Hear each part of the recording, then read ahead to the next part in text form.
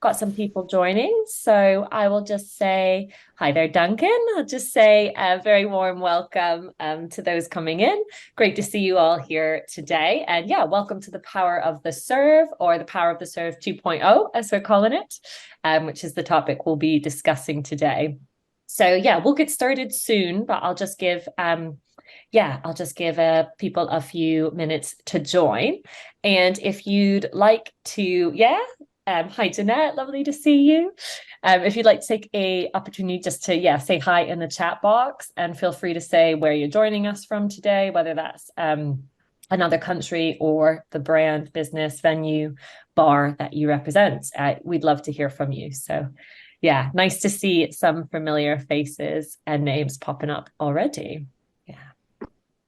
And yeah, for those of you who don't know me, my name's Oren. I'm the marketing manager at WonderWorks, and I'll be facilitating the webinar today with Chev. So yeah, I'll just give it a couple more minutes.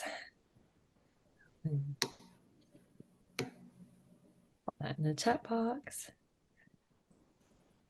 I always feel we need like some sort of waiting music on. Yeah.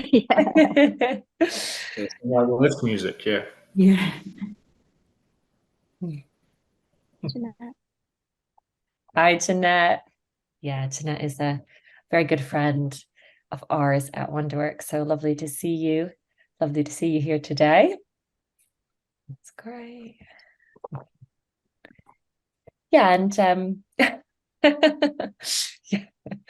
Hi, Andrea. Welcome. Hi, Andrea. Nice to see you.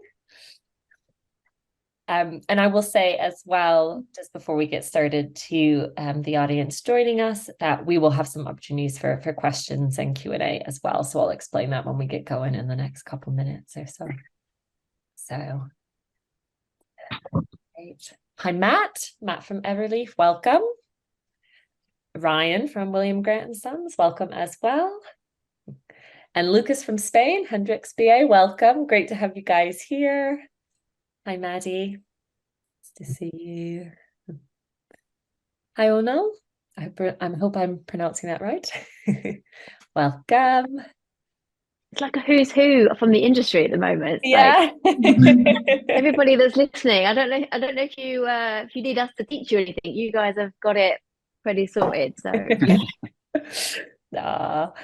Hi, Tori and Callum. Welcome. Hello, Soph. Nice to see you. Got Andy joining as well. Nice to see you. And Sarah, of course. Sarah is our co-founder. Hi, Damien. Great. And Caitlin, welcome. Welcome, Molly from Bijou Wine. Oh, lovely. Great. And welcome, Julie, as well. So yeah, I think let's make a start, and people will keep coming in. But yeah, I think let's get going, and we'll kick off. For those who are just joining us, as I said, my name's Oren, and I'll be facilitating the panel on behalf of WonderWorks today, and I'm co-hosting with the lovely Chev Blackburn, who is joining us. So yeah, as I said before, we'll have the option for questions and comments throughout the webinar, but please feel free, just like you have been, to write them in the chat box or use the Q&A. Yeah, I can see some already popping up. So yeah, feel free to do that throughout, and we'll do our best to address them as we go. Yeah, we've got about 45 people on the webinar so far, and more joining, so we will get going. Yeah, so as I said, I'll be co-hosting on behalf of WonderWorks. And if you're not familiar with us, we're a London-based creative agency with a specialization in drinks. And WonderNETwork, which is what this webinar is today, which is part of what this webinar is a growing community of drinks professionals who come together each quarter to network and share insights and learnings from one another, all about today's drinks industry. So as you know, this webinar is entitled The Power of the Serve 2.0. Why 2.0? Because we looked at this topic a few years ago, first for the on-trade exclusively, and then during COVID for the home premise. But today we're really building on those findings and looking at what's changed in the last few years in terms of the serve.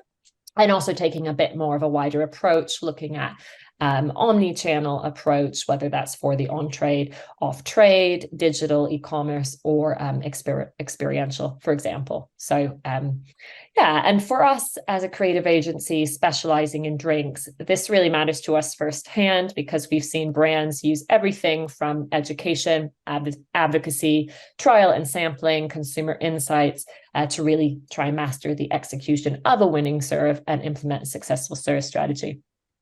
So without further ado, let me hand over to the real experts here today, and I'll intro you to our brilliant co-host, Chev Blackburn. So Chev, thanks so much for joining us. Chev is joining from William Grant & Sons, where she's the global head of on-trade channel development there.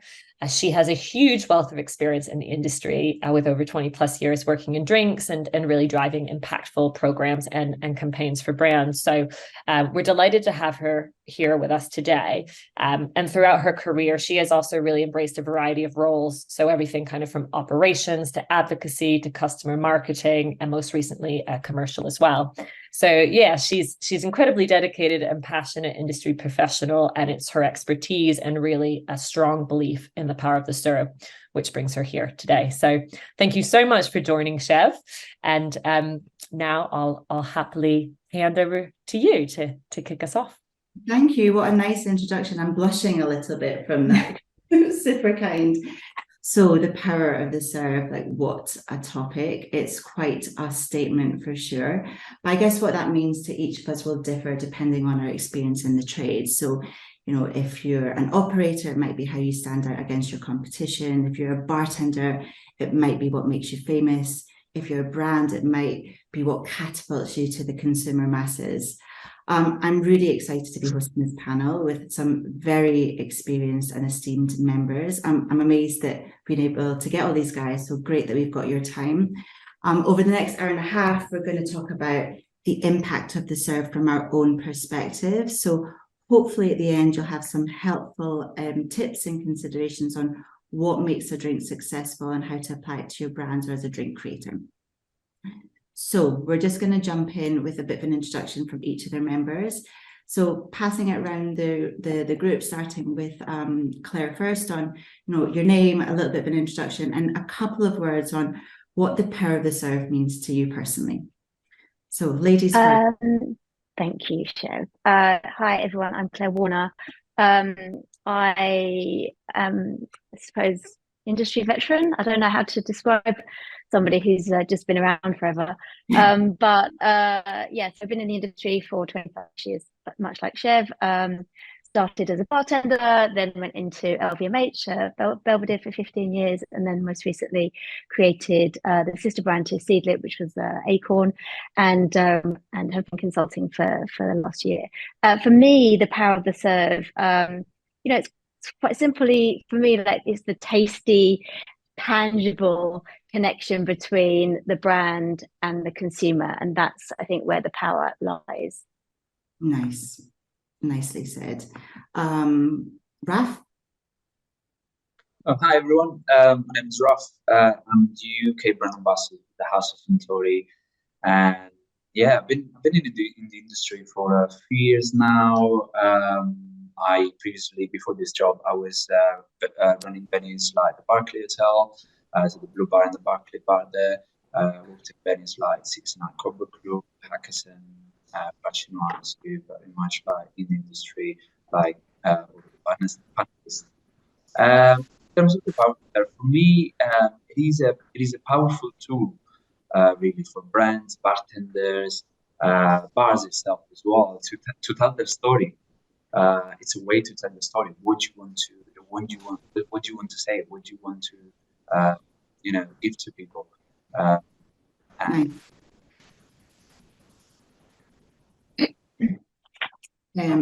out a little bit aside, but yes, absolutely around storytelling. Rich? Hi everyone. So my name is Rich Woods. I unlike everyone else in this panel and probably everyone joining, I've actually successfully managed to demote myself over my career. I actually started as an ops director in restaurants within hospitality before moving across to bars. And I fell in love with bartending from just being at my favorite seat, which is at any bar. So yeah, it's basically, I guess you're never too late to be a bartender. What the power of serve means to me, quite simply, I'd say engagement with your audience. It's an opportunity to connect with your current audience, but it's also an opportunity to connect with a new audience. So for me, yeah, engagement 100%. Absolutely. And last but not least, Ali Martin. Thank you very much. I'm Ali. I'm the global ambassador for Hendrick's Gin. I've been in the industry a lot longer than I'd care to admit at this point. I've been with Hendrick's for about 8 years, and before that I was a bartender for a long time. And for me, I guess the power of the serve is capturing the excitement and the belief of the consumer with true simplicity. And that's what's really makes something impactful as a serve. Yeah, great. And I think that comes quite nicely onto, the components of what makes a winning serve. Yes, there's a lot of benefits in the power, but how do we get to that winning serve? Raf, you mentioned, you're now at House and Suntory. Before that, you're leading the most iconic Blue Bar at the Barclay. When you made drinks at the Barclay, what were some of the considerations that you took on to create that serve strategy? Yeah, it's obviously an interesting topic. And when I joined the Barclay, the main job I was given was to create a drink strategy that will focus and will drive cocktail sales. And so we created several menus to be successful around that. I think like the main thing is that you also first of all have to understand your audience, understand your demographic, your type of guest. Then secondly, what sort of story you're trying to tell? What is your concept? What is your brand? As a bartender, you have to think be a brand. Like what sort of style you want to deliver needs to fit with your concept, the design of the venue, but also the style of service you're trying to create. So I also told the team like we have to create serves that, especially for such a place like the Barclay, the Blue Bar, they are timeless. And always that connection, classic office, for example, also elegant, but we could also be playful. This is a venue where Madonna is coming in every other week, right? So we can be a bit more playful, so you have to understand what is your concept, what is your brand, the story you are trying to tell. I think that the Barclay is definitely timeless and classic, but there's that playfulness as well, and that comes through in your drinks. You talked a bit about timeless. Claire, self-professed veteran. You've been a huge contributor to the culture of advocacy in the industry over the years, and you've seen so many of your peers create some timeless classics. What do you think it is that makes those drinks stand the test of time? Gosh, I think those drinks that typically stand the test of time have an ability to move with the times. I think that if we're thinking of the margarita, for instance, which everybody seems to be drinking right now, that drink has absolutely captured the consumer's imagination, because we've had bartenders for the last 10 years perhaps, just riffing on various ways to get the consumer to be excited about tequila. And so using that drink as a vehicle to make it appealing, to make it sexy, to make it cool, and to make it, to make a category of spirit, which was historically quite challenging for many consumers, to find a vehicle to make that accessible and delicious. And so now, fortunately, we're seeing not only margaritas, mezcal margaritas, the smokier, the more mezcal-y, the better, the more agave you can get into your margarita, the better. And so that drink has really sort of transcended many different generations of consumers because of its ability to flex with the times. The martini is another great example of just a drink that is classic and timeless and elegant, but has this ability to be personalized, depending on what you like in a martini. And I think more recently, with the rise of no and low, so many of what we've used as vehicles to communicate and educate on no and low have been the classic drinks. So taking the spritz, taking the Negroni, and making, no and lower versions of those, so that they can be received by a consumer that is overwhelmed by choice, and overwhelmed by, difficult, complex decisions to make at the bar under pressure. And so I think, the key of a timeless cocktail is that ability to move with the times, and the ability to kind of really respond to something that's already familiar in the hearts and minds of consumers. Can't agree more. And I think your point about, the riffs on classics, we see that in modern creations. I think, Rich, you are, without a doubt, someone who does it really well. You take some classics and you make them iconic. What is your view on that approach, and how would you describe iconic? I mean, first of all, I think when it comes to the serve, I mentioned engagement earlier. It has to be translatable. I mean, Claire mentioned when she introduced herself, it's the tangible. I think, bartending or hospitality years ago was all about transactions, and now people are looking for experiences, so the tangible over the transactional, which is huge. And so, it's all well and good to create a great drink, even the world's best drink, if there is such a thing. But you have to engage with your audience, and I keep saying audience rather than consumers or guests, because it is, you have an audience, whether you're a brand, whether you're a business, or whether you're an individual. So for me, when I create anything, it kind of, I break it down into two parts. It has to be equal parts shit, I'd love to be able to make that drink, and part, I think I could make that drink. And so for me, it's that what I call inclusive exclusivity. It feels exclusive to have it, but you give somebody a little bit of insight into how you're doing it to kind of draw your audience into your creativity. I mean, yeah, that's there's a lot to unpack from that, for sure. I think the experience thing that you said, there's a real balance between it, because you want people to be able to go home and make them drinks for themselves. But how do we pull people into the on-trade that they don't just stay at home, and it's that added experience that you get when they come to you at your bar and they see the drinks ritual and what you make, and that's what makes it really powerful. Ali, you mentioned kind of the broad spectrum of roles that you've done. So from the complex creations you made at Peg and Patriot, you then went on to win Bacardi Legacy, which was a classic cocktail competition to find the next best classic that could stand shoulder to shoulder with drinks like the daiquiri. And now you're the global ambassador for Hendrick's. So loads of drinks experience there. Taking your brand hat off for a second, and going back to when you were building that classic drink for Legacy, which was the Young Cuban. Talk us through some of the thought process you put into that. So I guess when I was at Peg and Patriot, we were the sharp end of bars using rotovaps around 2013, 2014, 2015. We made some amazing drinks, like redistilling things like pig's blood or pickled onion monster munch, or the fragrant aspects of a Vietnamese pho. And it was all about complexity behind the scenes, but simplicity for the guest. But when I did Bacardi Legacy, what you quickly realize is that you can't replicate those same techniques as I was using. I had found ways to create flavor in a much more accessible way. And I found that incredibly challenging, because you realize how truly difficult it is to create something which is replicable from region to region to region.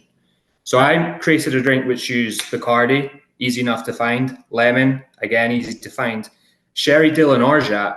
And you'd think with sherry, dill, and orgeat, you'd find them in most high-end bars around the world. And for the most part, that's correct. But as you make your way through the rounds towards that global final, you really test what a replicable serve has to be. And you find yourself in markets in Eastern Europe or in Latin America, you'll taste the drink and it's completely different, because the ingredients are different in the way they're set up.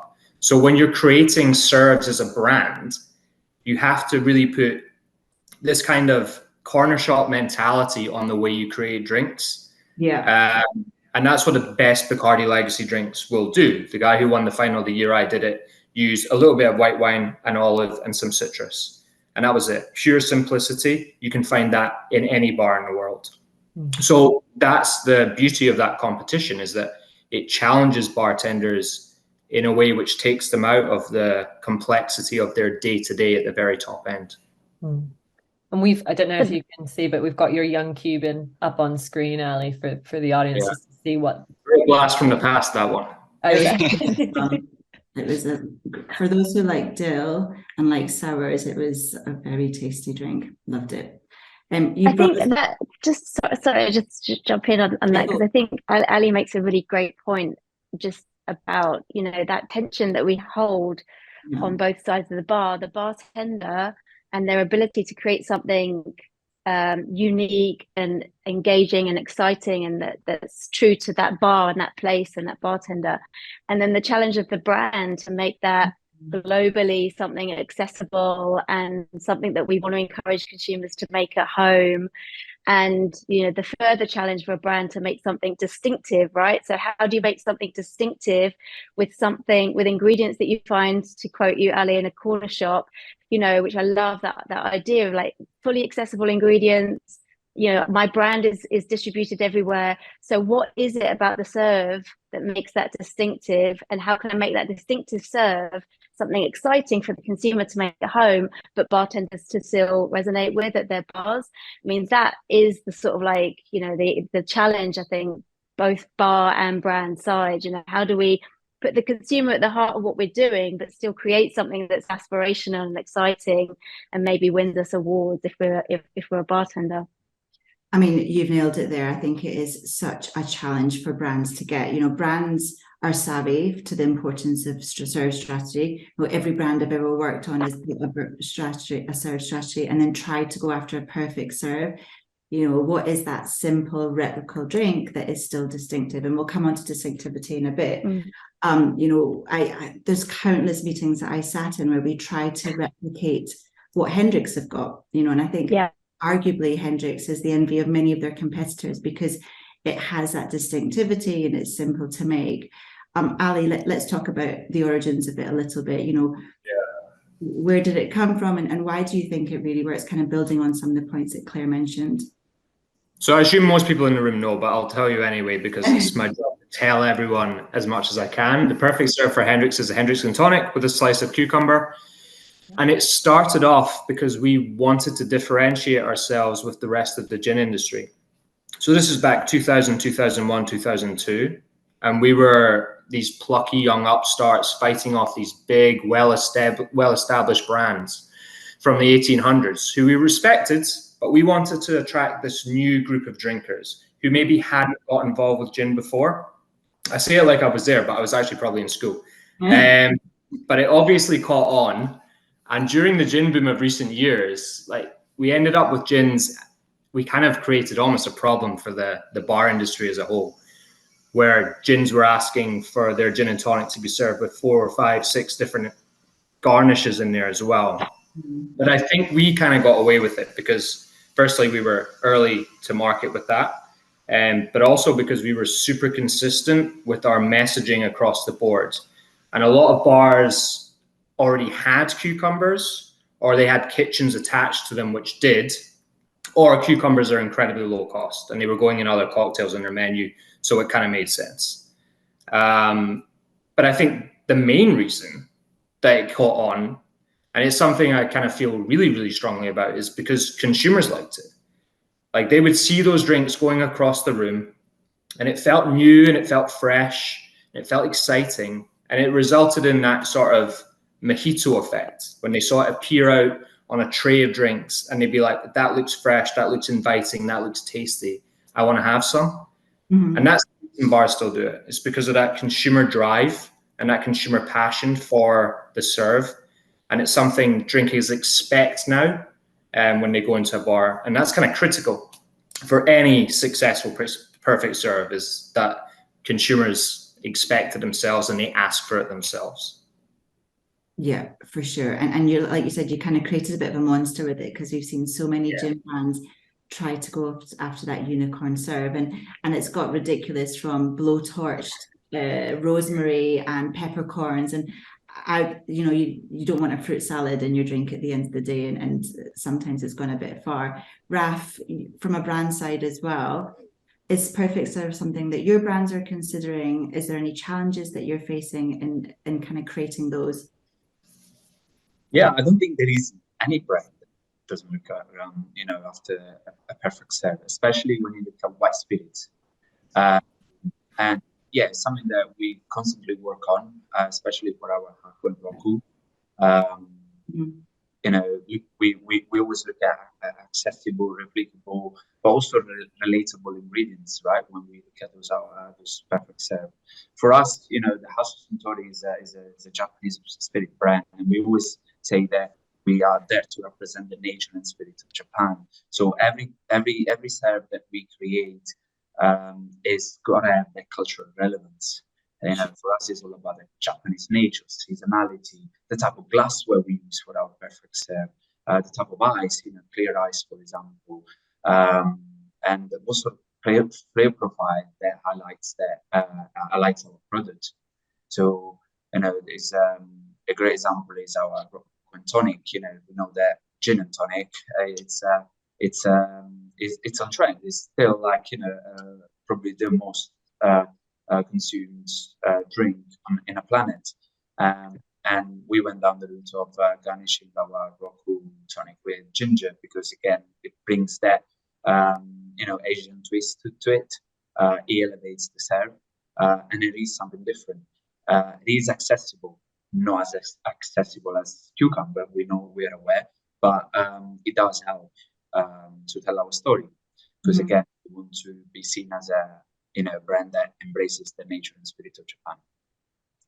It sounds delicious. And I think, look, ginger probably isn't the most accessible, but I don't think as a brand that should be a blocker. You know, there was a time when mint wasn't accessible in bars, but because consumers were asking for it, Bacardi drove the trend of mojitos, that it drove that need to supply them in. So I think that should be something that a brand team should really take on board, to drive that consumer ask and have that push and pull. Yeah, another great example of a perfect serve is the Toki Highball. Toki Japanese whiskey is a blended whiskey that was indeed created around the serve. So Toki was launched in 2017, and it was a whiskey that, you know, if you look at our whiskey portfolio, we didn't need another whiskey. But we created that whiskey for the serve, for the highball serve, because the highball whiskey is such so rooted into Japanese culture. It's so popular down in Japan, and we wanted to bring the culture over to the West as well, and that's why we created. So here you have a product, you have a liquid that is created around the serve, which is probably like the other way around, right? Yeah, exactly. But it, you know, probably most blended whiskey are good in a highball, but you know, a Toki created specifically for their serve was something quite exciting for us as well, and it really helping us telling the story of the highball culture in Japan, how Japanese people drink whiskey in Japan. And great that you can tell a brand story through the drink serve as well. It kind of links it all together. Moving on a little bit to like serve consideration when it comes to liquid creation point of view. Claire, this one's for you. You know, with all of your experience beyond just trade and advocacy, you know, you were integral to the creation of Acorn, which is a non-alcoholic spirit that's just big and bold. When you were creating Acorn, did you have the drink serves in mind?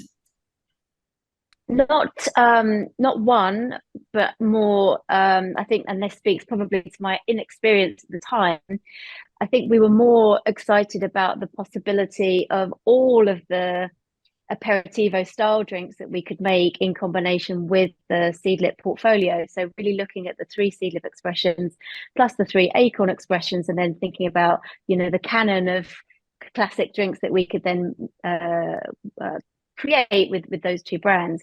I think once we launched, we quickly realized that you know, it's too much, I think, for the consumer to really understand that this is a new product, that it's non-alcoholic, that it's meant to do this, it's meant to kind of replicate you know, those established traditional European aperitivos. And so we needed to really simplify and really sort of focus much more on one serve and actually one expression of Acorn, which was bitter. And so we really sort of honed in on the spritz predominantly, and then sort of the secondary serve around the Negroni, which is a little bit more focused towards the bartender community as well. So spritz, very much that sort of consumer moment, capitalizing on the success of Aperol and of course Campari, and offering, I think, a very sort of similar experience for the spritz consumer. So we didn't start out with a specific serve in mind, but quickly understood that the consumer, like I mentioned, they've got so many options and are already bombarded with information that it's critical to keep things very, very simple, particularly in a brand new category like non-alc. Yeah, but what I love what you've said is that you talked about the aperitivos. So it was absolutely grounded in occasion. So I think related to occasion, like what am I going to be drinking? How does it taste? And when am I going to drink it? Is super powerful too. 100%, so important. And I'll take us back reluctantly, but we launched Acorn in 2019, and then obviously 2020 COVID hit, and so we were really communicating to our consumer through digital and asking them to adopt something that was new and unusual. And so had to kind of really hone in on an occasion. So we talked about the switch off spritz. So that moment at the end of your working from home day or whatever it might be, when you wanted something that was refreshing and elevated and would help you switch off. And that sort of really sort of resonated in so many of our audience's minds. And it is that moment of time, regardless of COVID, when we're all stuck at home, the spritz, that aperitivo moment, is the celebration of the working day and the moment to get together with your friends. And why not have a non-alcoholic version of that? So, for us, it was kind of an open goal. I have to be honest. It wasn't sort of rock. It wasn't. What's the expression? It wasn't crazy that what we were doing, but I think it was. What was important is that we were really focused, and we were laser focused on just nailing the communication on the occasion, nailing the serve, making it as simple as possible, and delivering an equivalent experience to the consumer wherever they were. And it definitely does that. And it's, again, another tasty drink. I'm getting like really thirsty from all this. I know. Is it boosting it? We talked about some of the challenges on getting the serve right, from consistency, replicability, but without question, one of the biggest challenges is distinctivity. Let's face it, if a brand fails to differentiate itself, consumers have got no base for choosing it over others, right? And, we talk a lot at William Grant's about a shopper truth, about observing other choices, influences our own. And I really love that. And I think it's really, really relevant when it comes to selecting drinks. Ali mentioned it about a tray of mojitos, or the mojito effect. For anyone that knows me, I like hark on about the fajita effect of that sizzling tray of fajitas going across, and you're like, oh, they serve fajitas, I'm going to order them. So I'm just going to pause a little bit, do a bit of a poll around what is that fajita effect that you have in the room? What is that one drink that when you're in a bar, it stops whatever you're ordering, you go, do you know what? That's the one I'm going to have. So Aaron, as you're pulling up the poll, I'm just going to ask a few of the room. Rich, what's that fajita effect drink for you? Martini. Yeah. It's a terrible thing. It's not a terrible thing, but it's sometimes not the drink I immediately go to, but I see one and I want one. It's often not one, but yeah, for me, it's a martini. Delicious. Raf? Well, for me, it's the espresso martini, I think.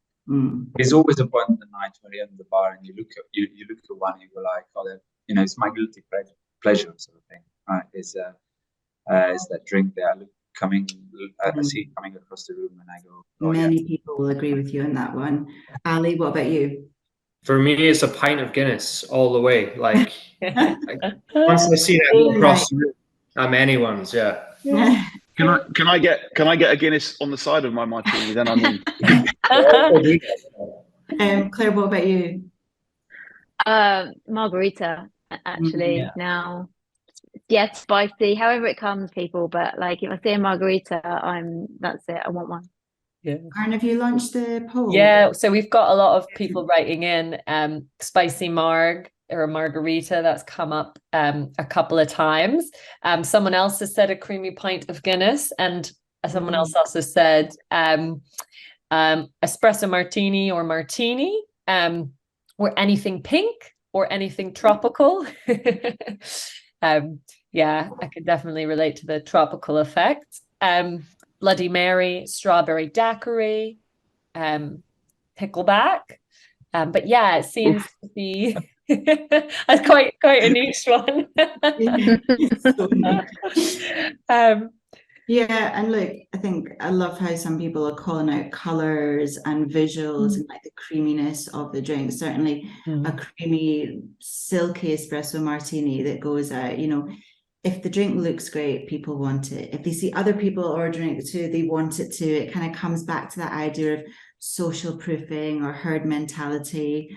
I was speaking to the guys at Satan's Whiskers, you know, if they make one Miami Vice, the whole room orders them. Yeah. Yeah. So yes. distinctivity is so powerful as a serve strategy. So when you're creating them, you know, does it look like all the other serves? Does it stand out? Can the brand own it? You know, it needs to be recognizable so they order your brand. And there's no better person to talk about distinctivity really than Rich Woods. I mean, undoubtedly the leader in this field. For those who know him as the cocktail guy, his approach to flavor combinations, ritual, visuals, vessels, you know, I'm bigging you up because I'm a huge fan of what you do, but we thought we would share like 5 different serves that Rich has done. And then let's, as a audience, let's pick a couple for Rich to talk through, because each of them have got such a great backstory, had so much impact. So should we launch that, Aaron? Yeah, so I'll pull up a little presentation now, and then we'll just flip through, show you 5 of Rich's serves, like Chef said, but feel free to write in the chat box to our audience one that you'd really like him to talk about. And then, yeah, from that, we'll pick the kind of 1 or 2 most popular. So let me share my screen. Wait 2 seconds. If you didn't want to drink now, you definitely will after seeing it. I'm wondering how far I have to stretch to the nearest cocktail, but I think I'd have to leave the room to go and get one. So yeah, I'll flip through. I'll just name them as we go through so the audience can see them all. But we've got the breakfast fizz, the margarita, Rich's margarita, Easter eggs, Rich. I don't know if this has another name other than Easter eggs. But, no, it was. I mean, I just thought. I mean, all the work was done to the drink. I was like, just call it Easter eggs. Easter eggs. Yeah. I mean, everyone's just, you know, it's that visual thing. You know, you saw a tray of these go across the room, and everyone wanted them. So I didn't need to think too hard about what I was going to call it. Yeah. We've also got sustainable cocktails. We've got 2 here. Tomato G&T and tequila. Is it Sazerac? Am I pronouncing that? Yeah, right? It's an avocado tequila Sazerac. Yeah. Lovely. And then last but not least, the New York Sour. So yeah, feel free to pop in the chat, pick one, and we'll choose a couple to discuss. But yeah, I'll just flip through them. They look amazing. I had so much fun going through these yesterday. So really cool. I've seen Rich has a rotovap in his living room, so yeah. Of course he does. I know. If I had the space, I'd put a second one, but I don't use the first enough. It's really more to tinker with. Yeah. So we've got, I mean, well, everybody's picking different ones, but we've got some tomato G&T that's come up a few times. Breakfast fizz as well. So maybe tomato G&T is coming up quite a bit. So maybe we'll start with breakfast fizz and then do tomato G&T. Does that sound good? I mean, I was hoping that breakfast fizz would come up because what's quite interesting about this drink is that the image on the left of the screen, the daiquiri looking drink is actually a daiquiri. And the reason I say this is quite interesting is that this brings into question, you know, when everything is aligned and the kind of the social aspects, the desirability, the visual aspects, because the drink that became the breakfast fizz, which is the image to the right with the wheat in the glass, started off as a drink called Breakfast with Hemingway, and it was a Hemingway daiquiri with a marmalade infusion and a toast distillate, and it tasted just like marmalade on toast. and it was popular. It was undoubtedly a great drink, but it wasn't as popular as I thought it was going to serve, and I thought it was going to be. And what's quite interesting is that when I create drinks, I definitely undoubtedly flirt with the boundaries of what creativity is. But the trick is that the more you flirt with those boundaries and are less respectful of the cornerstones of creativity, the harder you have to work to draw your audience or your consumer back into the room, into the drink. And a lot of the time when I create drinks, I always base my drinks on classics, because I think if you create something that's based on another drink, the chances are that a lot of people who are drinking or are engaging with your menus will know what that drink is. So in the past, what I've done a roasted bone marrow cosmopolitan, it's actually not too hard of a stretch to imagine bone marrow being used when you think about its savory notes and what it pairs with: rosemary, cranberry. Okay, what cranberry drinks do we know? Cosmo. Okay, so there's what I use. In those instances, I use what I consider bridging ingredients. That's an ingredient that bridges two otherwise unrelatable ingredients together. But the usual element in a lot of these creations is the classic cocktail. So in this case, a Hemingway daiquiri with marmalade and toast. It was popular, but then I think a year later, I decided then to do a long drink, and it was a fizz. And this drink actually, I think I served for the first time at Chev will attest to this, London Cocktail Week, right? Mm-hmm. When we did a Grey Goose pop-up, and I think by the second day, I think it was even Chev who even told me, but people were asking where the bar was that's serving the marmalade on toast drink. And it flew out, and we ended up within the week of London Cocktail Week, we ended up having to put it into kegs and serve it from a tap because we could not make enough of it. And I think it became sort of the drink of the week that week, sales wise anyway. So so it brings us back to sort of what is creativity, and I guess the journey of failing when it comes to creativity. And what I've said to so many people, young bartenders specifically, is failing at creativity is not a bad thing. In fact, it's a great thing. Nothing that was ever achieved was achieved through immediate triumph, but by constant failing. And failing allows us to discover the path to sort of the end of that creative journey. And for me, this is a great example. It's a drink. It wasn't a fail, but it definitely wasn't as popular as I thought it was going to be. But through constant tweaking and changing, came along what was undoubtedly one of my most popular serves visually anyway, which was the breakfast fizz. How is it that you got the toast in again? Remind me. It's a distiller. It's a blend of 4 different breads that's then toasted and then infused for 72 hours, macerated and then distilled. So yes, it was a long process, but I can't remember who on the panel mentioned this earlier, and I apologize, but I know it was Ali. What's quite interesting is that I think there's been a massive shift in a lot of bars, almost under describing their processes on their menu, because I think menu writing is a craft, menu engineering, and the terminology that we use is as important as the equipment we use to make our drinks. And sometimes it's like going into a Michelin-starred restaurant and asking for the wine list, and you get this big yellow pages type book, and I don't know what to order. It's quite daunting. And so the analogy of sort of the duck on water, gliding along quite peacefully, but below the water, just paddling like crazy. All the work is done back of house, all the creativity to ensure that the simplicity of the serve is delivered to the guest, and it's not as daunting as if we were to say distillation of this, fermentation of this, 4 drops of unicorn tears. I don't know. I'll definitely be grabbing a Guinness after reading a menu like that. And I think we're seeing a lot more of that. There was a time where it was almost like, how much complexity can I show that I'm doing to make this drink? Well, actually, what consumers want is just tell me how it tastes. Like, what are the flavors? Yeah.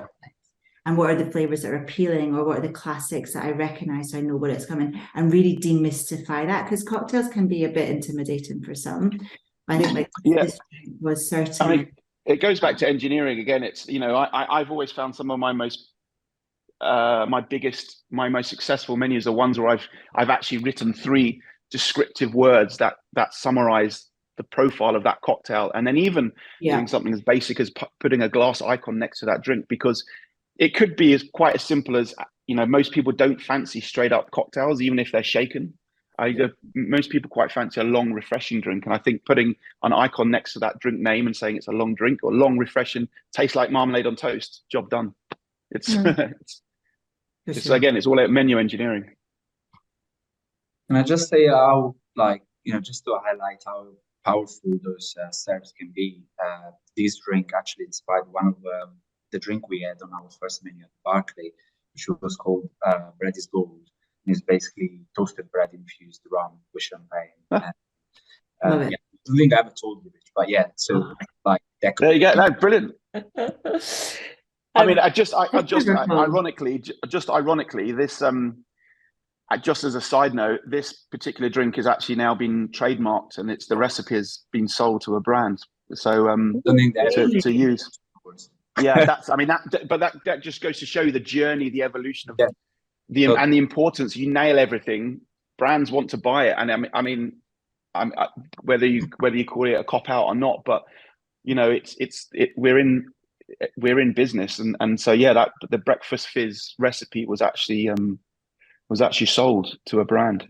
I mean, great job from the brand team to recognize something that's working and actually jump on it. I think more brand teams can actually learn from our bartenders and creators and work with them. Like, we often sit and create our drink strategy in ivory towers in the office without kind of linked to the trade. So I mean, kudos to whichever brand that is, because it's a great drink. Should we jump onto your other one? Yeah, we'll do that. Which was the other one? Oh, the tomato. I'm surprised you didn't put the Nutella Negroni in the mix. Well, we'll talk about that one when we get to digital.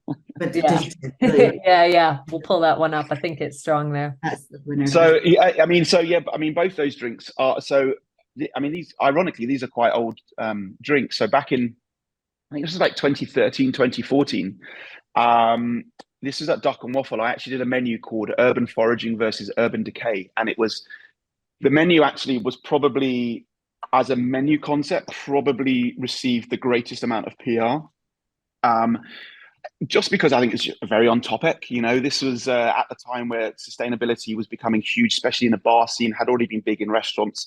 And the highlight of the menu was to emphasize the flavor that could be extracted from one ingredient sourced within 1 square mile of Duck and Waffle, and the other half was to highlight the flavor that could be extracted by byproducts, so things that would automatically or necessarily been thrown away. So in the case of the tomato G&T, it was tomato vines and tomato ends that were just, again, a distillation, and we ended up making a very fragrant tomato gin, very simply served in a G&T, but again, visually, and I mean, for those of you who have seen my drinks pictures, my imagery, I'm a massive believer in, a picture says 1,000 words, and sometimes you don't need to describe what a drink is, you just need to see a stunning picture. And the picture on the left, the tomato G&T, is a great example of that. It's a tomato vine in a what could essentially be a glass of water, but it just looks great.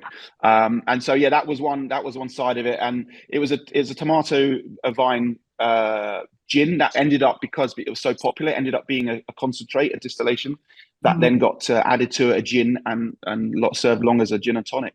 And then the other side, the avocado, is basically an avocado fat washed tequila, Sazerac, but then the avocado pit, once cleaned, was then used as a sustainable stone, so ice, non-perishable ice. So these were clean, frozen, kept in the freezer, and we'd served it as a kind of a vessel to deliver a nice cold Sazerac, because the Sazerac's great, but it's gone in a couple of sips, but it's also not always necessarily as icy cold as you'd like it to be. But yeah, that was a great menu. Again, it's that whole connection to your audience. You've got to, sometimes you almost reverse engineer your thinking process behind a menu. Sometimes you create drinks that allow you to you formulate a menu style or a menu concept, and sometimes the menu concept comes around before the drinks. And in this case, it was the concept. It was, I wanted to highlight two separate, two opposing, I guess, ideas within the city. It's those that we showcase the fact that we don't have to buy produce that we get from overseas or from around the British Isles. We can actually use ingredients from within 1 square mile through foraging, and then the other half is what we could extract flavor-wise from byproducts. So yeah, I mean, that's how the breakfast fizz came about as well. I mean, Duck and Waffle was a hugely popular 24-hour restaurant in its time, and there was no abundance of products for me to use as byproducts. Avocados being one of them, toast being another one. Yeah. Nice. Amazing. Any other thoughts from the team on Rich's drinks, or anything from the chat? I mean, yeah, pretty impressive stuff. Why is there not a tomato vine gin? I mean, there's every other type of gin, but surely that's another opportunity for a brand now. Yeah, you heard. I think there is. I think there is a tomato. Is it a black tomato gin? I think I'm sure I've seen one, but it doesn't ironically taste that tomato-ish. But I mean, it'd be great, right? Add that to a shot of add that to a bloody not what is it? Sorry, red snapper. Yeah. Or a savory gin and tonic. I'll tell our master distiller, and maybe we can get it done. Yeah, Get it done, Ali. Hey, look, you've got vine is so nice. You've got the cucumber, but here's the thing, right, Claire? This is where sort of aroma plays such an important part, because for me, I mean, when it was being created, I was immediately transported back to a particular time in my childhood when I used to come home from school and my mum would be gardening out in the garden in the greenhouse, and you open the greenhouse door and you get that massive whiff of tomato vines. It's quite I mean, we all know that smell memory is such an important part of the creative process, both in perfumes and obviously in in food and in drink. But creating that, I was like, oh my god, this was so nostalgic as a flavor and as an aroma. It's really fresh as well. It's a really fresh aroma. When we created Belvedere Bloody Mary, we didn't even occur to us actually that we should have used vines and not tomato, because tomato dissipates super quickly. It's really volatile, but vines. This trick there, Ali, get on it, please. We expect to see a Hendrix tomato vine next year. Coming soon. Taking notes. At the rate Hendrix releases a new product, it'll probably be in the next few weeks. Yeah. Rich wants some royalties though, Ali, just so you know.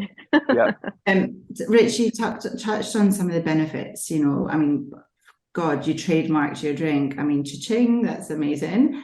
And Raf, you took inspiration from one of Rich's drinks from his outlet and you took it to yours. Like, that is extremely powerful. And look, there's 101 benefits to a strong serve. Let's talk about it from a brand point of view, because we've talked a bit about kind of what it did for Rich. I think certainly from brand building and PR, it's there. Claire, from a commercial, I like monetizing the power of the drink. Like, have you seen examples of other people that have done it well? Can you elaborate on that?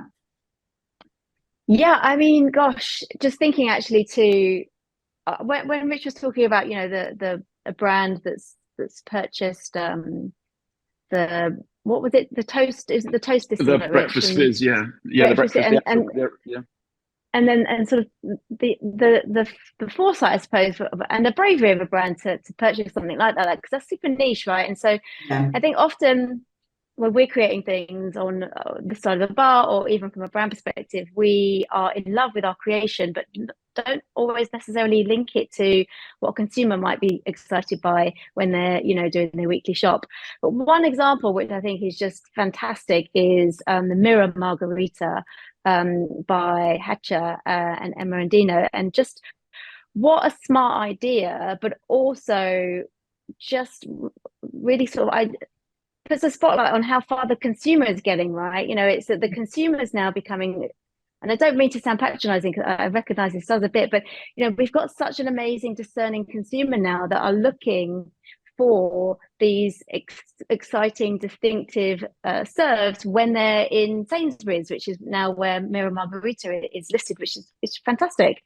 So I think we shouldn't be so judgmental of a consumer that's only looking for the next flavored spirit, but instead are perhaps looking for your bread your toast fizz or your mirror margarita when they're doing their grocery shopping. And so I think that is super exciting. You know, the more of a discerning consumer that we have, the more opportunities we have as brands to create things that are genuinely game-changing and move the whole industry forward. And so we're not necessarily just getting the same flavored expressions year on year, but it's actually something innovative and creative, like the mirrored margarita. I think it's such a good example, and a big shout out to Emma and Dino, who created it. For those who don't know, the mirror margarita, it's like their own riff. So back to Claire's point about riffs on classics, but it's clarified, so that the line's clever. So the drink itself is completely transparent. There's such a nice silkiness to it. It's so tasty. It got to a point where I think it won Class Cocktail of the Year for the UK. So it was getting a lot of notoriety in the trade. They even had many brands approach them about buying it off them, but they approached Sainsbury's and they created it them. So it's gone from an on-trade drink that was loved now into a commercial arena.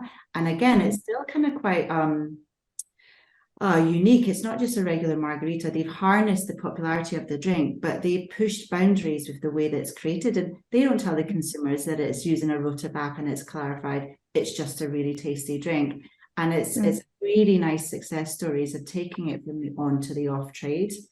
But I think kudos to Sainsbury's as well, right? Who are taking a risk with that listing to put something pretty niche in that space. You know, you think of a pre-made margarita in a supermarket and you definitely wouldn't be imagining the mirror margarita, right? So I think it really is incumbent on us all to go and purchase a bottle of mirror margarita, so support it in that listing, because I think it also sends a signal to the big retailers that this is something that works for consumers. And you know, we push a lot and we have high expectations of our consumers, and we want to educate, and we expect bars and bartenders to do a lot of that heavy lifting, and we don't necessarily always see the results on the other side in retail when, you know, consumers are also shopping for delicious drinks. And kudos to Sainsbury's for putting something on their shelves that kind of speaks to what we're doing as an industry as well, like just raising the standards across the board. I agree. And if you haven't had one, you have to. They're so tasty. Honestly, it's one of my. They're dangerous though. You can have. They're very easy to drink. Drink responsibly. We had it, didn't we have it? Rich was round and we had a dinner party and we were drinking mirror margaritas a couple of weeks ago, as well as some amazing drinks that Rich had made. But it's definitely if you want to look cool in front of your mates, bring it to a dinner party. I've just seen we've got a little question come up. I'll just say it to see if we've got time to answer, but we've got a question here. If you were a Calvados brand, what serve cocktail would you drive and why? Gosh, who would like to answer that? I mean, I think I know how I would drink it, but from a consumer point of view, I would say it probably has to be a long drink. Yeah, I mean, I where was I the other day? I tried. I was in Seed Library. I had their Martini Mondays. They had a Calvados martini, which was delicious. But obviously, from a vehicle of driving sales and awareness, martini not the greatest. I'd definitely say a highball. I mean, I mean, if I can mention another brand name, I'd go as simple as Calvados and Appletiser. Oh my God, I was going to say that and I didn't want to be judged. No, judge me. I don't care. I mean, listen, we've all got guilty pleasure. We've all got guilty pleasure drinks. Appletizers, whiskey and Appletiser is delicious. So Calvados is going to work with that 100%. There you go. Who have I just given that idea to? Another trademark. Chris Moore. Appetizer. Chris Moore's drink apples. Yeah, apples. That, which wasn't it same? It was apples on apples and carbonated. Calvados clarified apple carbonated is delicious. Yeah. The secret ingredient in that drink was the carbonation for sure, because it needed that acidity. But that's a delicious drink. But another good example bought by a brand without any, they were just dripping like through cheesecloth and coffee filters, apple juice. So there's also a very long process.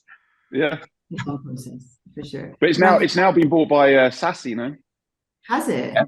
Yeah, Sassy now do it, yeah. I'm loving that brands are getting on this and actually looking at what's working in the trade. And interesting. Raf, do you have any examples of benefits of a great serve and when it's paid off? Yeah, I mean, I always like to relate it with Benny's as well. From a bar point of view, you look at, for example, you mentioned Coupette, right? The champagne pina colada. That was a drink that when it came out, it was like, you said, winning best drink at Class magazine, a Class award. That was a drink that everyone was talking about. I remember back in the days when Coupette. You look at the Dead Rabbit Irish coffee. Now they haven't invented Irish coffee, yeah. But you sit down there and they tell you the details they go through to make that drink and why it's so delicious and why it's so different when you get it there. The Dead Rabbit, but also street here in London.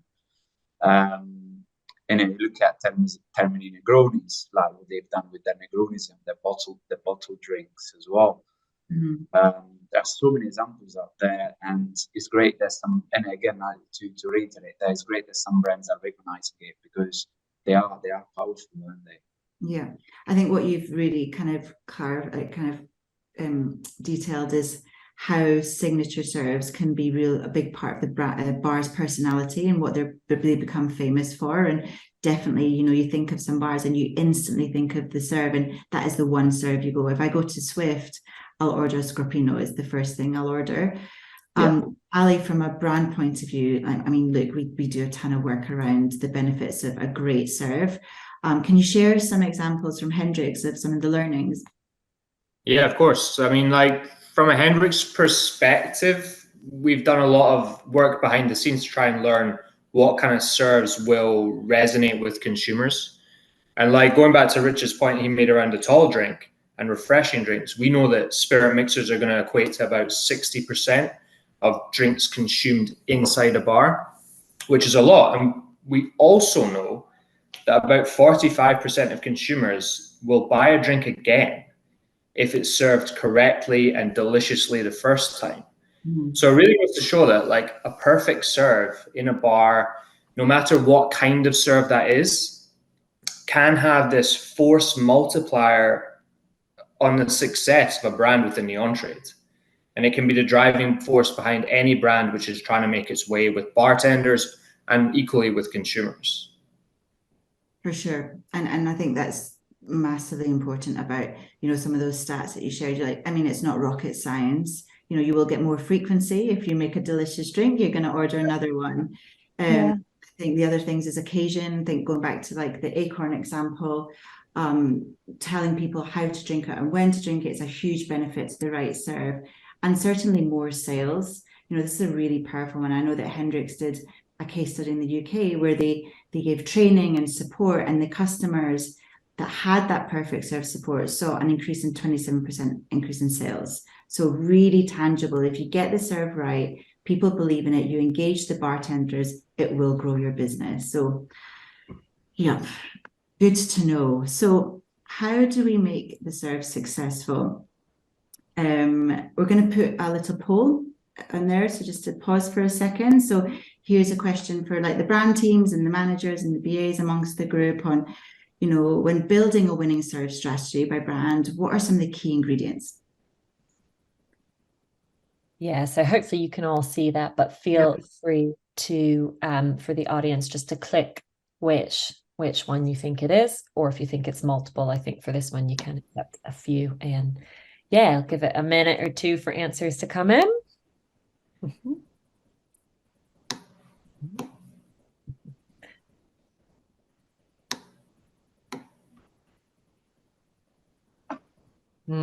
Interesting. Okay, just a couple more seconds. Great. All right. Let's see if I can end that and share results. Yeah, so interesting to see a lot around visibility. I mean, I guess it's a little bit of a trick question because there is sadly no silver bullet here. It's not going to be an overnight success. It can take years to really embed a serve into into kind of the consumer's mind. And for me, I always hark on about it being the consistency, being relentless and being patient. You know, it took at least 20 years for Aperol Spritz to reach its fame. So all of these things absolutely count. And I'd love the panel to kind of comment on some of the things that you've employed within your own serve strategy or Rich in your brand creations. Like Claire, can you comment on like what have we got here? We've got, yeah, what stands out to you and what tactics have you employed in the past? I think all of the above, right? You know, a great drink strategy is you know, it needs to be a 360 marketing approach. So, you know, everything needs to have a touch point. But I think just, you know, coming back to our experience of Acorn, it was super important to keep it simple and to keep it consistent. And again, sort of borrowing from the incredible work done by Aperol, we had the ABC. So that I know they have the 1, 2, 3, is it? And we had the ABC, so Acorn, Bubble, Citrus, and we would, you know, create multiple bits of communications around the Acorn ABC. So I think, you know, in a short period of time, we were able to sort of really own that serve, and, you know, give consumers the confidence that they were going to get an equivalent experience to something like Aperol or Campari, but in a non-alc way. So consistency, clarity of message, and keeping it as simple as you possibly can, because ultimately I know we love the experience of being in bars, but from a brand perspective we want scalability. So we ultimately want a serve to transcend that bar environment and to be something a consumer can make easily and accessibly at home, to Ali's point earlier about corner store ingredients. So yeah, that was our approach. Nice. And I think we'll come on to consistency of message in a bit, because I think that's a really big one.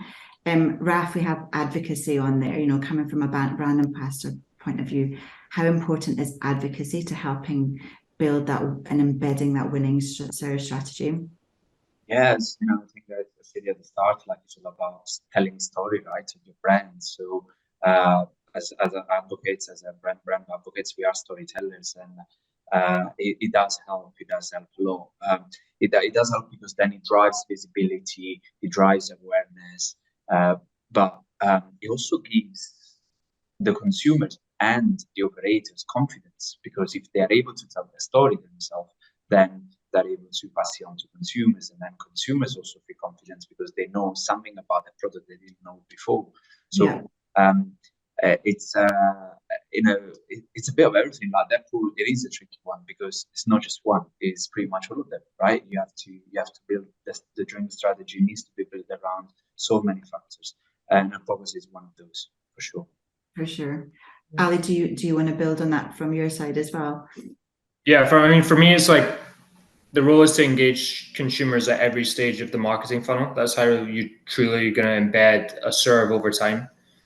So for us, we'll do things at an above the line level. We'll also do social, digital comms to try and drive awareness of the serves that we have. Stretching back to the very early days when we just had a small tactical campaign called Bartenders, There's a Cucumber in My Gin, just to get that message out. It's like driving trial. It's like developing a clear comms strategy for the point of purchase so that consumers are aware of it.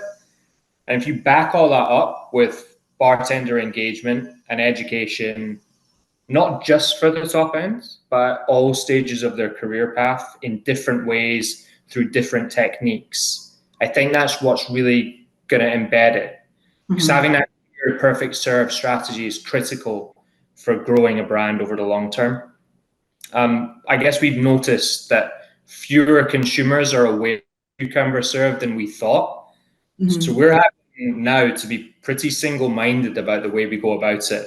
And we're using a range of tactics which are really going to conquer the education side of things. But that's only a small step. And I guess the other side of it is making sure that those consumers are really aware of what we do, and they're going to knock up cucumber gin and tonics at home, because when they turn up to a bar at that point, their expectation is going to be, I want the same experience in here that I can have in my back garden with my 0 bar equipment.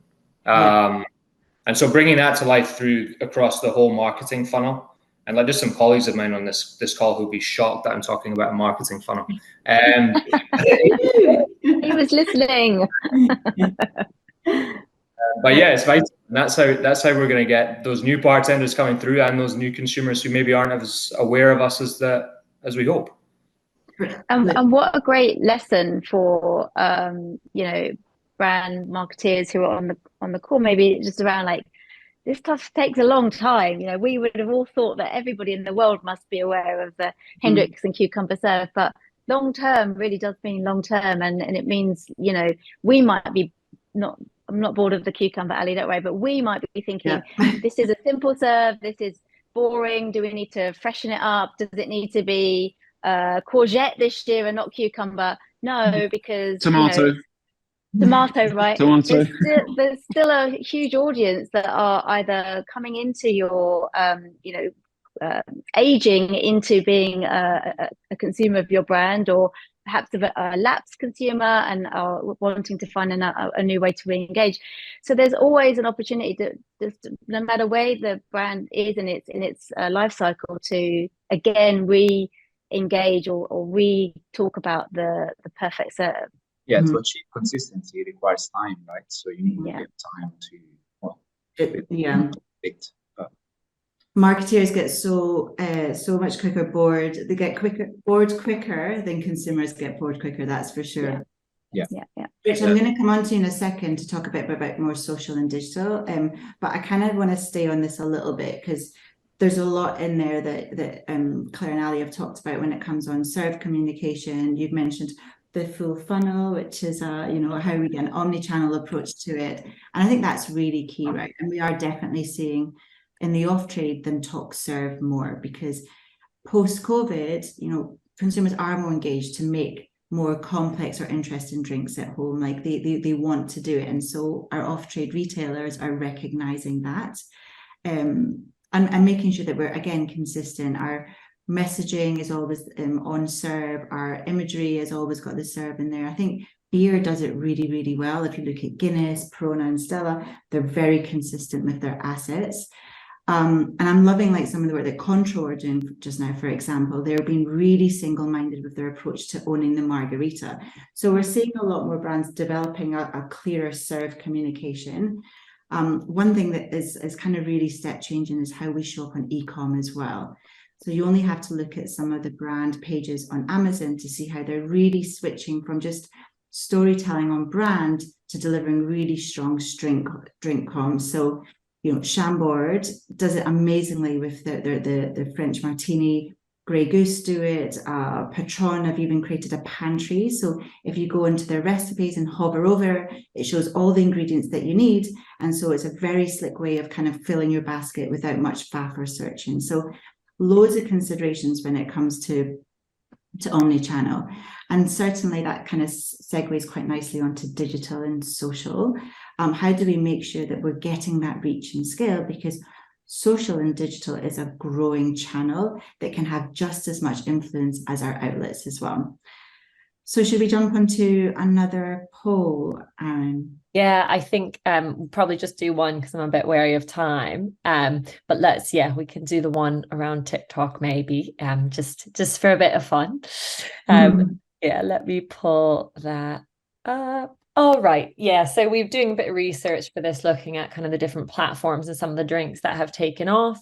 And obviously, sensations such as things like the Garibaldi or the Parmesan Espresso Martini, or even, Diet Cocaine, Tom Hanks's favorite drink. So yeah, what is the most viewed drink on TikTok currently or in the past year?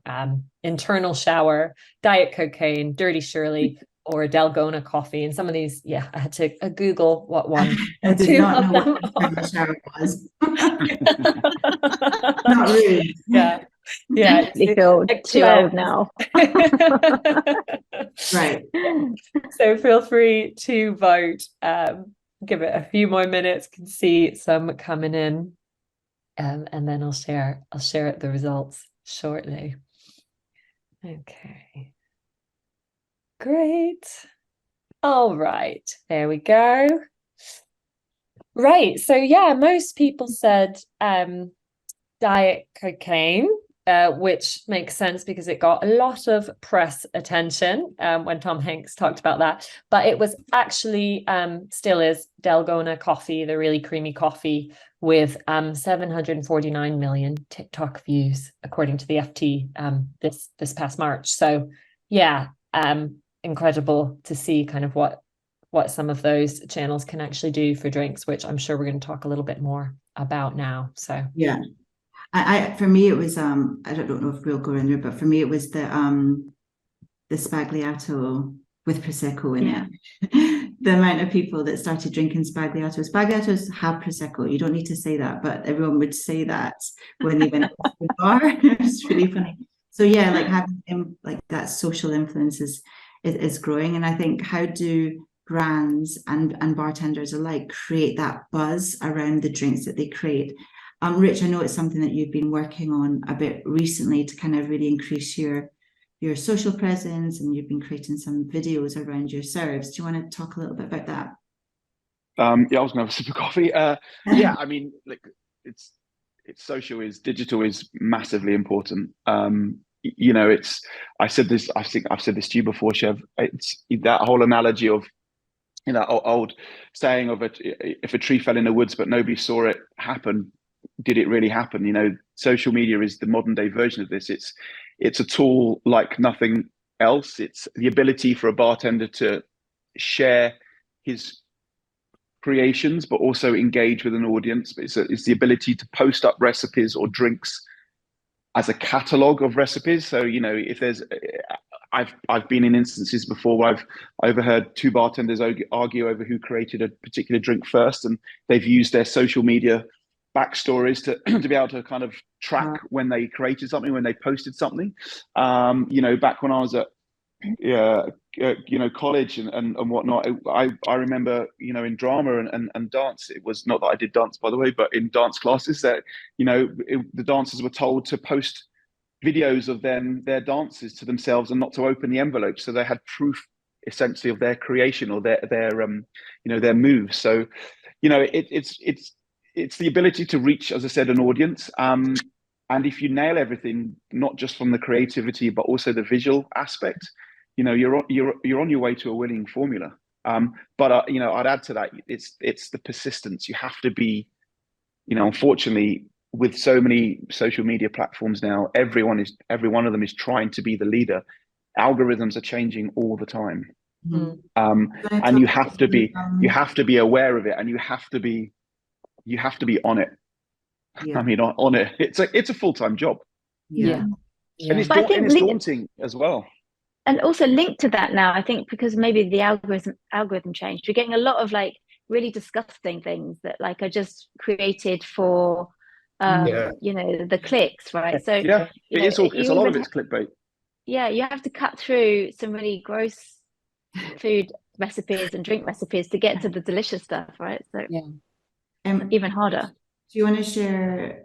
I mean, one of my all-time favorites of yours is the Nutella Negroni.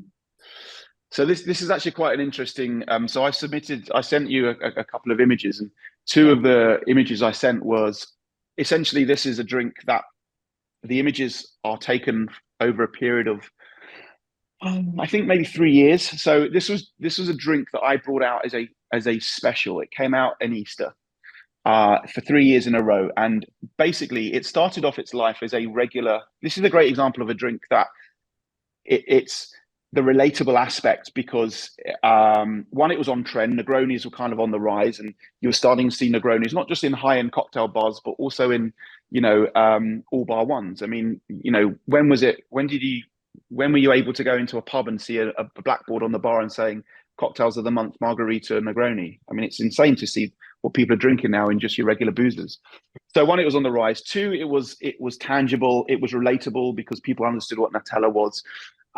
But its first iteration, I actually don't have a picture of it, but its first iteration was a Negroni, a Nutella Negroni in a rock glass with a block of ice. And this was, again, various different distillations. This wasn't just Nutella that was distilled, various different distillations. And it goes back to point Raf and Ali were making about the fact that it was just because of the techniques you choose to employ. People don't always want to know the laborious processes you go into to make a drink. They just want to know what it is, and they want to know that it tastes delicious. And ultimately, a drink has to taste delicious before anything else. Visually, its drink was just a Negroni. And year one, it was popular. It came out in Easter, and I think I brought it out again for Negroni week. Year two, it was brought out, and the image you'll see on the left of the screen, because the Nutella was obviously being used, the jars there was hundreds and hundreds of jars just laying empty. So it was decided it would be a great idea. Why didn't you serve it visually in the Nutella jars with a block of ice with the lid on top? And it, brilliant, absolutely brilliant. And one of the slides I think will show was the traction that it gained in its first year that it came out in the Nutella jar. And this shows you the importance of the visual aspect on the social media, because you're creating something you also want people to take a picture of, right? Everyone wants to take a picture. Everyone wants to tell you, their umpteen hundred or thousands or hundreds of thousands of subscribers or viewers, what they're up to in their daily lives. And people want to take a picture of the next thing. So it's basically free press, and people were taking pictures of these Nutella Negroni. I think at its time, it garnered a couple of 100,000, impressions on social media. And this is back in 2015. So this was the second year that it came out. And then later on in the year, I just happened to be in Selfridges, and Selfridges had a pop-up where you could buy a jar of Nutella and then have your own name put on the Nutella label. And there was a queue, not out of the department store, but out of the pop-up and around the floor. I think it was on the top of Selfridges. Insane. I thought, that's what I'm going to do. And I brought it back for the third and final year. And without telling anybody why we were asking them for the names, I had, without permission, gone and basically recreated the Nutella label and bought a printer. Wow. And had it back a house. And every time we asked for someone's name, we'd got their name put on it, the jar, and then gave it to them. And again, it's free publicity, because people are always going to want to take a picture of something with their own name on it. Yeah. And yeah, that was the kind of the third iteration. So it'd gone from, it's quite interesting because this drink kind of summarizes a lot of, the perfect serve, but also the journey of the serve, because the recipe's never changed. I mean, it's changed slightly in the sense that because it got so popular, we were not able to produce this stuff. I mean, I was the only one distilling during the entire time I was at Duck and Waffle. And so it would basically be me coming home from work, spending 4, 5, 6 hours sometimes distilling, getting a couple of hours sleep, and then going back to work. And so some of these drinks were only on seasonally because I couldn't. But what was quite interesting is that there is a slide, I think, to show of the two different engagement levels of these two different times of the journey of this drink. And the first one, have you got the slide to show up? I can pull it up. I've got the image. Just if you talk about it, I'll find it and I'll pull it up. Yeah, sorry. So there's the first slide with the impressions on this is on Instagram back in 2015 when it came in the jar. People were taking pictures. Obviously, they're engaging it. There was umpteen hundred saves. There were forwards, etc. There was 271,000 impressions on Instagram at the time. Now, bear in mind, I think Nutella, as its own hashtag or its own account, had something like 5.5 million, which is decent, huge, in fact. So 270,000 for a drink, a cocktail that's been created, is brilliant. Next year, come put it back in the jar again, do the personalized labels, and it blew up. It exploded. I mean, I almost stopped bartending at that point to just distill, because it was just a full-time job. And it came out for Easter as a special, and that was it. And I'll save the Spence for the slide if you've got it up. Yeah, but, let me share.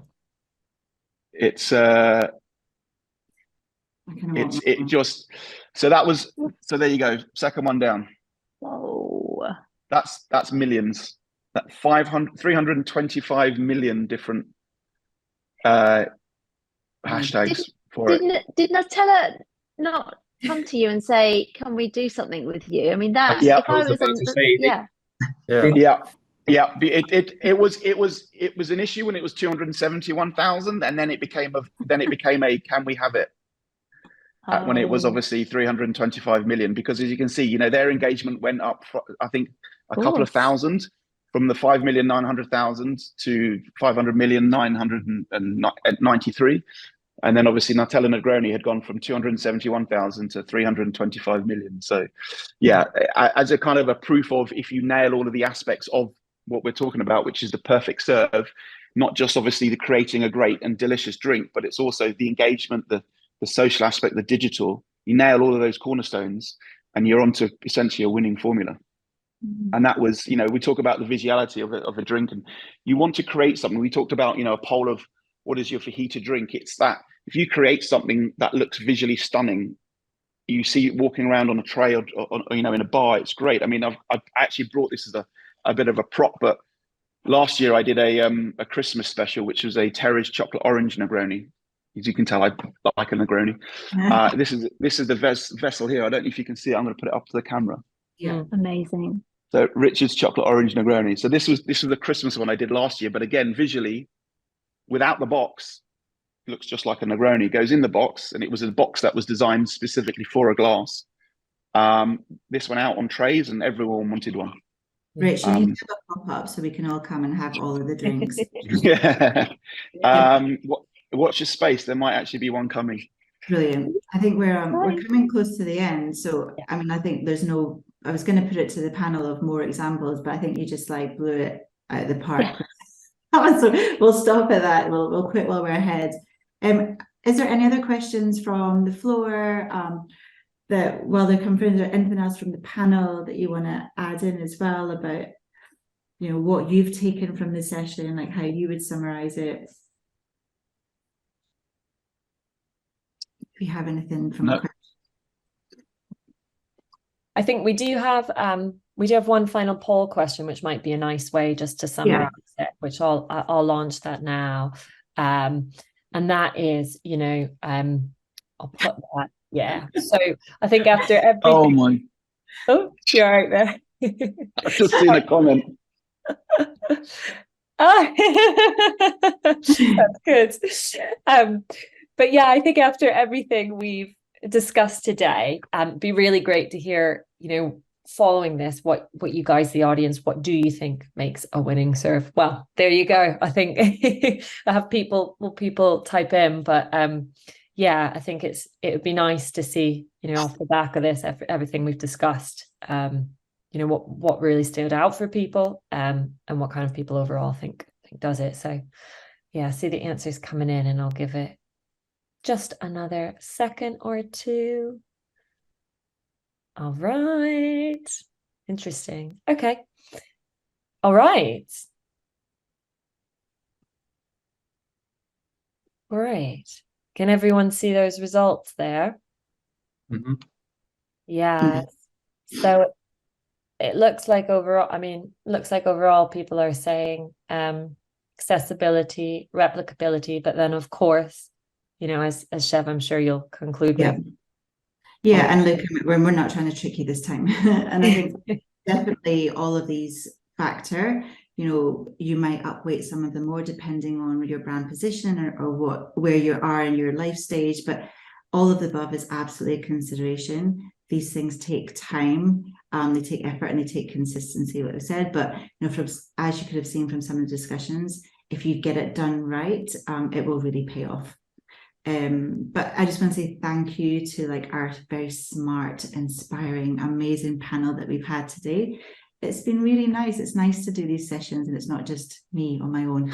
So and to WonderWorks, thanks for hosting us. Yeah, thank you, everyone. It's a real pleasure to have you all on the panel, Raf, Claire, Ali, and Rich, and of course to Chev for hosting as well. It's been a really wonderful discussion. And yeah, I will just say for anyone wondering about kind of next steps or anyone who wants to share some of this with their network or their colleagues, and we will send around a recording to all those of you who have joined and anybody who couldn't make it. So we'll have the recording of the webinar. But also we're doing a insight report on the topic, which is taking all the findings from the webinar and going a bit more in depth. So we'll have some of some of the key insights that all our speakers have talked about today, but then also some case studies and a bit of our own research as well. So yeah, watch this space. That will be following up probably by the end of the month. So yeah. Off to the bar. Off to the bar, yeah. Happy Friday. Friday's a good time to talk about the Rich, can we come round? Yeah, and yeah, thanks so much, and thank you guys, all the audience, for your participation, all the positive comments. It's been really inspiring. So yeah, wonderful. I'll close it there. Thank you, everybody. See you in the bar. Bye, everyone. Thanks, guys. Bye. Yeah. Bye. Bye, guys. Bye.